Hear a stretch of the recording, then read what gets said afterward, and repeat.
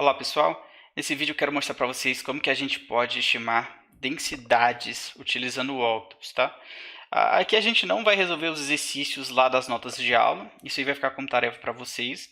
O meu objetivo é passar uma visão um pouco mais panorâmica de como que a gente pode avaliar modelos de densidade utilizando o Octopus, tá bom? Então aqui a gente tem um conjunto de dados experimentais de densidade, tá? Do 1,1,1 trifluoroetano. Então, ao longo de todo esse domínio de temperatura que está aqui na tabela, a substância se encontra no estado de líquido saturado, tá bom? Então, esses dados foram extraídos do artigo que eu referencio aqui embaixo, e o nosso objetivo seria obter tabelas análogas a essa aqui, só que utilizando os modelos que eu apresentei para vocês nas notas de aula. E aí a gente pode avaliar tanto estatisticamente quanto graficamente, se o modelo estimou satisfatoriamente os dados experimentais, ou se não, se os erros foram muito altos, tá? Então a gente vai começar aqui abrindo o Octopus. Lá no banco de dados a gente vai procurar se essa substância já está cadastrada, que seria o 1,1,1 trifluoroetano, seria exatamente esse composto aqui, tá? O que que a gente tem armazenado dele? A gente tem basicamente todas as propriedades que a gente vai precisar para testar os modelos lá das notas de aula, né? Que seria o massa molar, V crítico, Z crítico, T crítico, P crítico, fator acêntrico, enfim, todos os dados a gente tem, a gente não precisa acrescentar nada aqui, tá? Só vou colocar ele aqui na minha lista de estimativa e aí a gente pode voltar para o ambiente da planilha eletrônica. Quais são os modelos que a gente vai testar? Seriam as duas versões do modelo GCVol, que são modelos de contribuição de grupos, tá?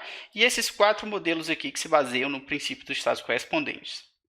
Como esses aqui são modelos de contribuição de grupos, a gente precisa fragmentar a estrutura dessa substância utilizando os grupos dos dois modelos, tá? Então a gente volta lá para o formulário do Octopus, seria a substância 53.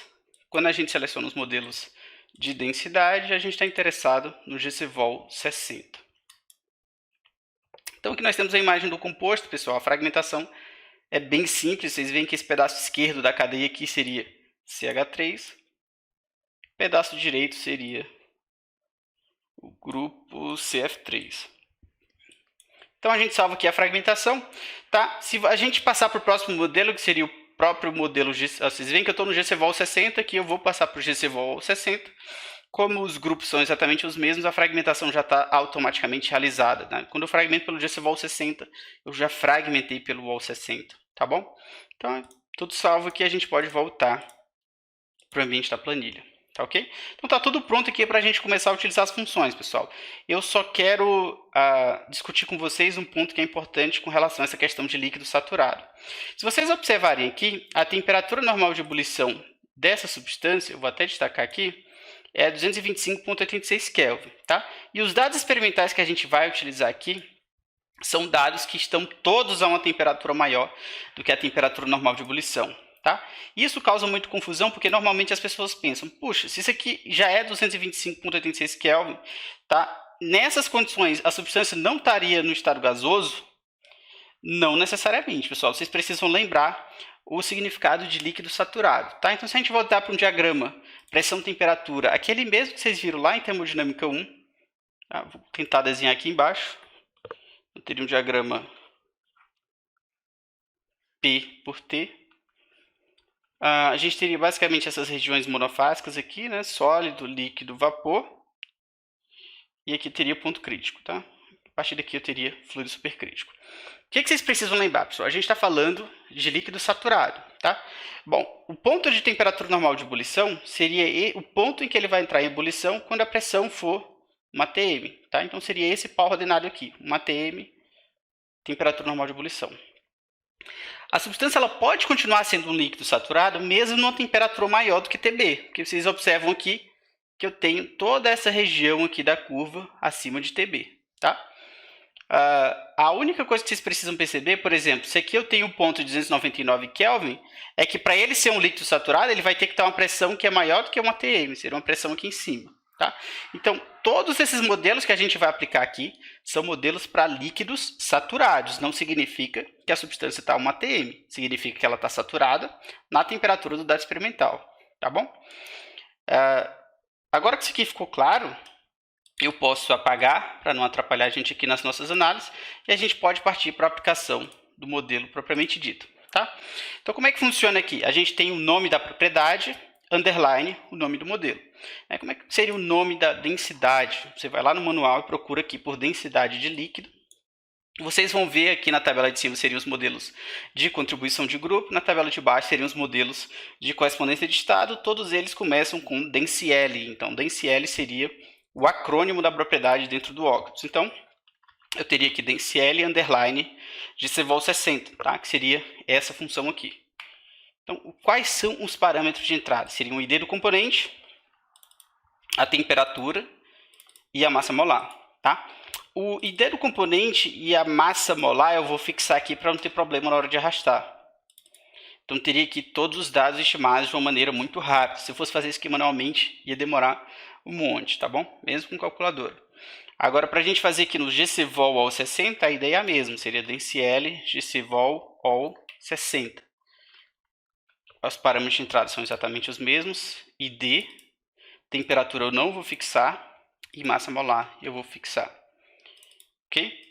Aqui seria o modelo de Hackett, DENSIL underline. Vocês veem que eu tenho uma função aqui que está bem intuitivo de usar. T, massa molar, T crítico, V crítico e Z crítico. Tá bom? Todas essas propriedades aqui de cima, de novo, fixadas, menos a temperatura, para eu poder arrastar sem ter problemas.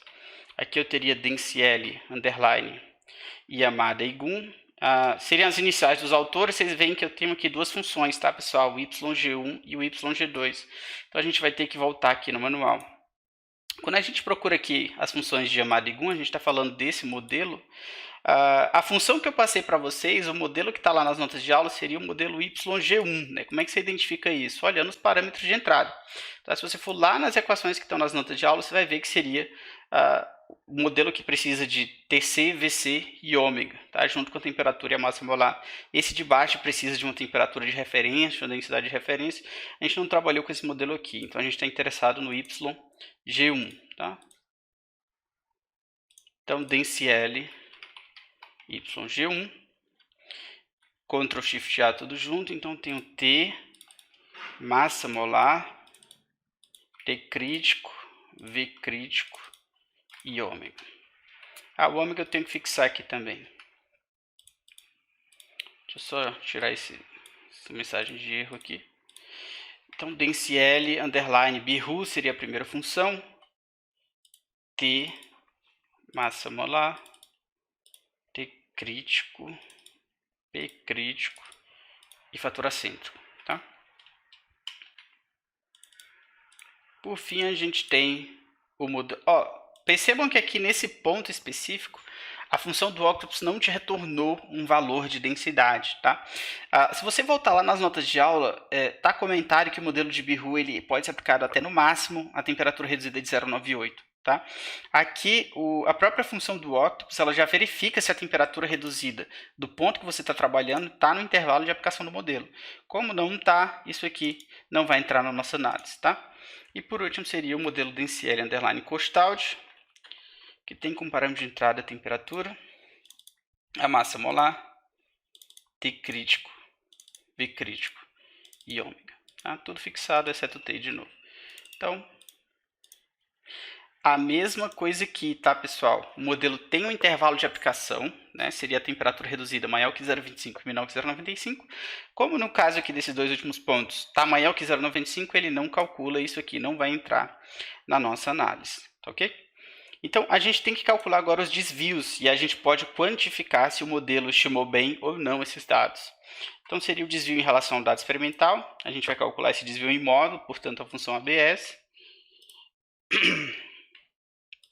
A gente teria aqui, vamos calcular uma média também, uma média de desvio de 13,65. Se for o resultado do modelo GCVOL 60, tá? Então, se a gente calcular o desvio aqui em todos os outros modelos aqui, a mesma coisa, experimental menos estimado, a gente vai obter os valores que eu apresento aqui para vocês, tá?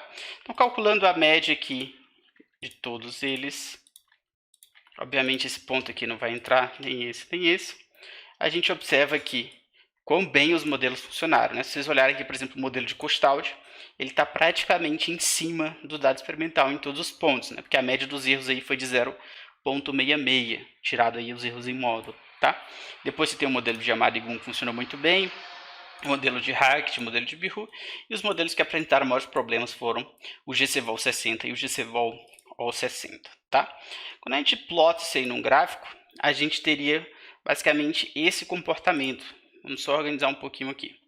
Então, nós teríamos os dados experimentais aqui em azul escuro, né? Alguns modelos caíram em cima dos dados experimentais praticamente, até dificulta de visualizar.